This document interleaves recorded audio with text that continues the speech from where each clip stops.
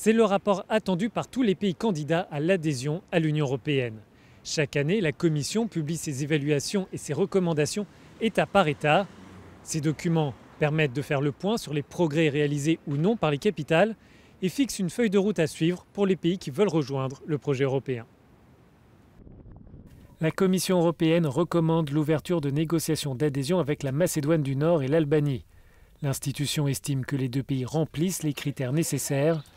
Skopje a accepté de changer le nom officiel de son pays pour pouvoir rejoindre l'Union et l'OTAN. De son côté, Tirana, déjà membre de l'Alliance Atlantique, est fragilisée par des manifestations contre le Premier ministre albanais accusé de corruption. Pour la Commission, l'intégration des Balkans occidentaux est une étape importante pour la stabilité de l'ensemble du continent.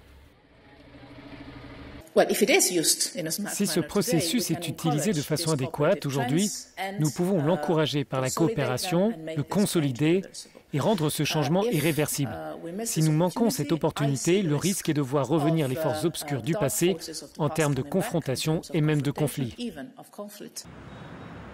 Mais plusieurs États membres restent très réservés sur la perspective de nouvelles adhésions. La France, soutenue par les Pays-Bas, estime que l'Union doit d'abord se réformer avant d'intégrer de nouveaux membres. Toutefois, des diplomates européens soulignent que cette position est d'abord motivée par des raisons nationales. Le poids des populations n'est pas une menace pour les économies européennes ou pour la stabilité européenne. Au contraire, le vrai danger pour la stabilité de l'Union est de voir cette région sans un futur stable. C'est la menace, et nous savons que les réticences en France et aux Pays-Bas sont liées à des questions de politique intérieure.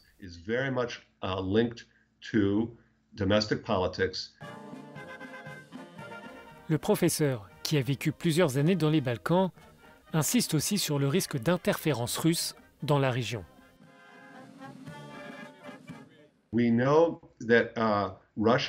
Nous savons que la Russie est très active en Bosnie et en Serbie, en essayant de se présenter comme une alternative pour empêcher la politique occidentale d'une intégration euro-atlantique des Balkans.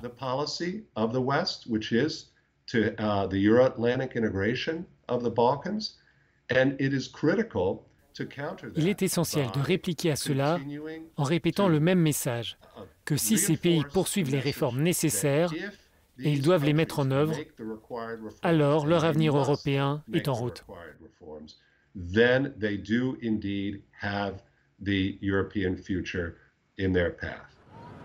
Désormais, la décision formelle de lancer ces discussions revient aux États membres. La lutte contre le réchauffement climatique et la rougeole, voici en bref le reste de l'actualité européenne. Le Sénat néerlandais adopte une loi pour renforcer les ambitions climatiques du pays. Ce vote fait suite à une décision de justice qui dénonçait le manque d'efforts déployés par l'AE pour réduire ses émissions de CO2.